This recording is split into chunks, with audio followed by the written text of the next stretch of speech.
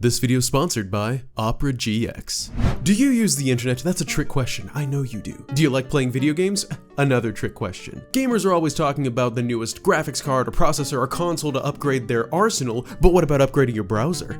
Bet you didn't think of that one. If you're not using Opera GX for all of your internet needs, then frankly, my dear, you're living in the Middle Ages. Performance nerds like myself know all too well that browsers like Google Chrome can take up loads of CPU or RAM usage with only a few tabs open. But with Opera GX, you can access the GX control panel with the click of a button to monitor hot tabs and limit network, RAM, or CPU usage to ensure you never use more gaming resources than you want. But just like no gaming rig is complete without that sweet RGB customization, Opera GX allows you to customize your browser like no other browser has before. You can choose from dozens of special themes, colors, animated wallpapers, or upload your own backgrounds and choose your own colors. Want to watch a show or live stream while working on something? No problem. The video pop-out feature allows you to pop out videos in a separate adjustable video frame that you can place anywhere over anything, and you can log into your Twitch or Discord or Twitter or whatever you're on and keep up to date right in the sidebar. And if you're just in a listening mood, that's no problem either, because you can log into Apple Music or Spotify or YouTube Music, whatever you're on, and stream to your heart's content. It even plays and pauses automatically if you start a video. And if you're worried about losing all your years of bookmarks and cookies and whatever from your current browser,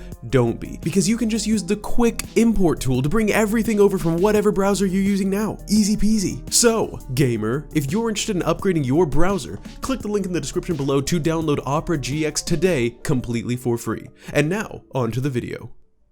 Dogs. Am I right? There are so many reasons to love dogs. They're good-natured, loyal, considered man's best friend. They're the only animal that can actively try to kill you, and you still feel like deep down they're just a good boy who needs a belly rub and a treat. In Elden Ring, there are dogs. Some that look like dogs and some that look like not dogs. Unfortunately, all of the ones that look like actual dogs try to kill you, including one dog in particular that's more of a wolf that's more of a man. Blaidd the Half Wolf is undoubtedly a fan favorite amongst the Elden Ring community for both wholesome and not quite so wholesome reasons.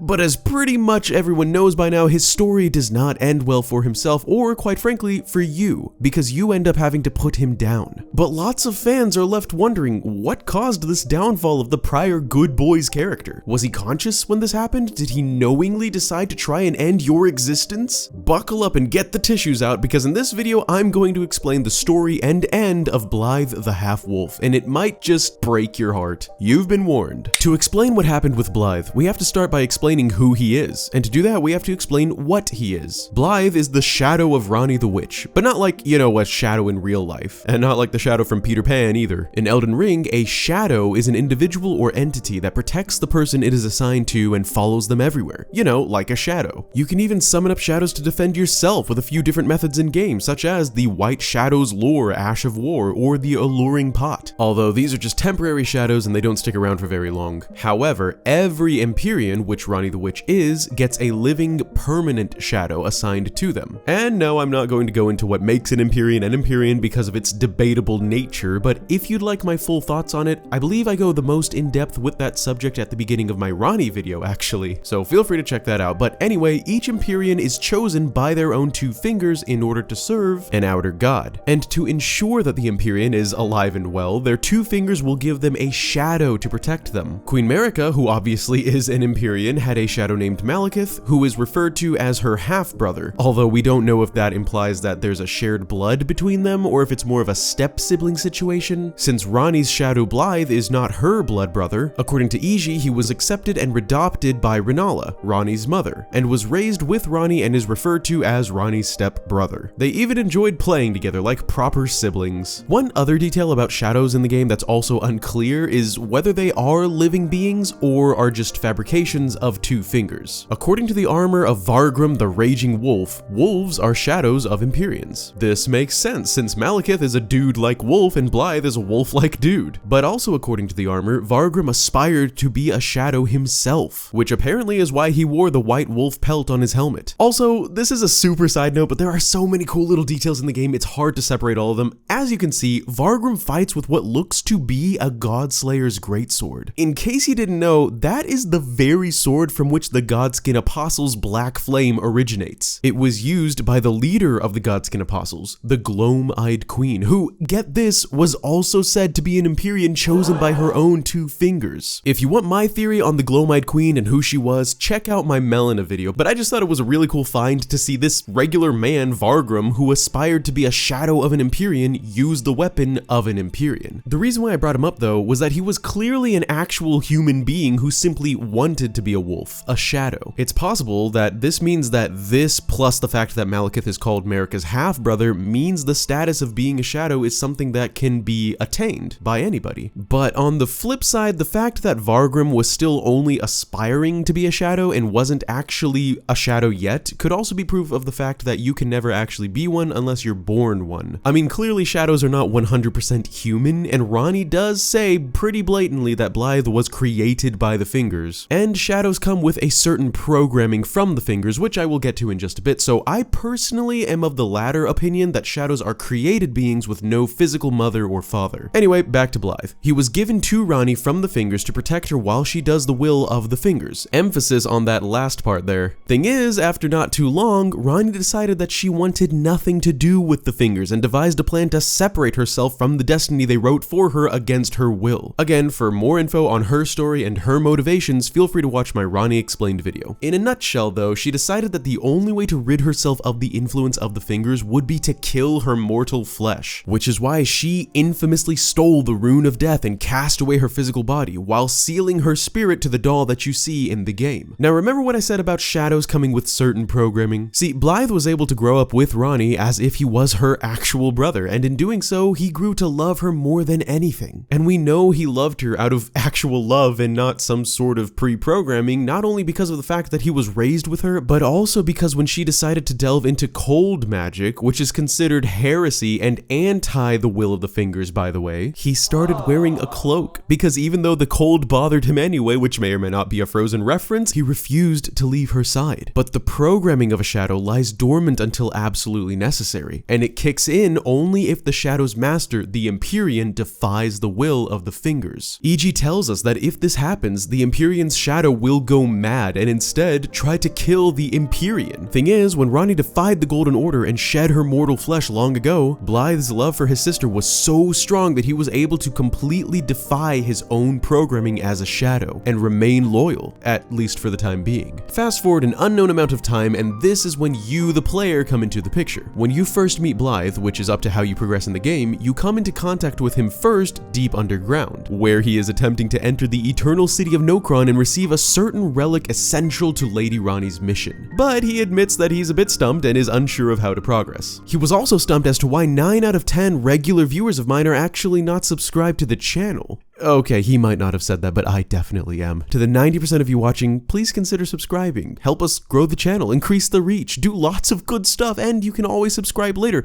Anyway, after talking to him, then talking to Celavis, the creepy puppet slave dude, then talking to Selen, you eventually learn that in order for Blaidd or yourself to enter Nokron, you must first defeat the person holding the stars in place, Ranni's half-brother, the powerful General Radahn, who has long since gone completely bonkers. Blaidd considers this part of his mission in service to his sister and goes with you to fight against Radahn, and is even summonable in the fight. Once you best this giant monster of a man, the stars do indeed resume their course. And Blaidd, who I think canonically took part in this battle, stands there afterwards and comments on just how awesome it was to witness not only the fight itself, but the power that the living legend Radahn must have had to hold the stars themselves in place. He then confirms that one of the stars was actually a meteor that crashed down into the lands between, opening up a new hole in the ground that just so happens to lead to, you guessed it, the eternal city of Nokron. He's inspired, you're inspired, so the both of you agree to meet down there where you will once again fight for Lady Ranni and retrieve her necessary relic. You eventually make your way downtown, but for some reason you can't find Blaidd, which is funny since he said he was headed straight here and that he would wait for you. So the question is, where is he? If you return and speak to E.G., he'll tell you that Blaidd had returned to Caria Manor and told E.G. about the fight and everything, but that you shouldn't wait wait for him because he was apparently given some other important task directly from Lady Ranni and is no longer able to help out with the whole Nokron thing. This, however, is a lie, because if you find the relic and return to Ranni, she acts surprised that you were the one who found it and not Blaidd, meaning she never gave Blaidd any different objective and was still expecting him to return. What actually happened was Iji tricked Blaidd into becoming trapped within the Forlorn Hound Everjail. You can go there and actually talk to Blaidd, who is in fact trapped within. He states that Iji trapped him there and told him he would bring only bale to Lady Ranni, which is an Old English word that means evil or physical torment. Blaidd is confused by this and claims that there's no way that could happen because he is a part of Ranni's very being, her shadow, her brother. You have the option to free him at this point, but spoiler alert, it doesn't matter if you do or don't because he finds a way to break out either way. If you do free him though, you can then get a bit of extra dialogue where he says again that he has no idea what came over Iji but now needs to return to Ranni's side to make sure she's safe. He's not used to being away from her for this long after all. At this point, if you talk to Blaidd, you can then return to Iji and confront him about what he did to Blaidd. This is when Iji explains to you that shadows are pre-programmed to turn against their masters if their masters turn against the fingers, which Ranni already did long ago. He says that no matter what Blaidd believes or thinks, he will eventually become a horrid curse upon Lady Ranni. Such is his destiny. And interestingly enough, if you talk to him after Blaidd breaks out without you freeing Blaidd, Iji will then say that he made a grave misjudgment. And this is interesting because we're left wondering what exactly Iji is referring to that's supposed to be a grave judgment. This is a personal headcanon of mine, but I believe he's referring to the fact that he explained Blaidd's baleful destiny to him before locking him in the Everjail, and now Blaidd is free. I think Iji knows that Blaidd would have been okay if he didn't explain this to him. Telling Blaidd that he'll bring nothing but bale to Ranni probably sparked that programming in Blaidd's mind and is now the reason why Blaidd is wrestling with this inside himself. At this point, Blaidd can't be found anywhere, and you have no choice but to further Ranni's quest in his stead. Along the way, you're tasked with defeating the last of the baleful shadows, which, as I mentioned earlier, are shadows sent to Ranni by the fingers for the purpose of killing her as per their programming. And wouldn't you know it, this last baleful shadow looks exactly like Blaidd, implying it might just be a copy of Blaidd that didn't grow up with Ranni and therefore didn't overwrite its own programming in order to defy the fingers like Blaidd did. This baleful shadow eerily foreshadows the destiny of Blaidd the Half Wolf. And indeed, after you finish Ranni's quest and receive the Dark Moon Greatsword, Blaidd can once again be found. He's at Ranni's tower where he was probably looking for his sister. He can be found crouching over a Black Knife assassin that he apparently killed and can be heard under intense stress wrestling with the baleful takeover happening within his mind that was sparked from Iji's words and uttering his last sane words. No, I'm part of her very being. I could never betray her, no matter what might happen.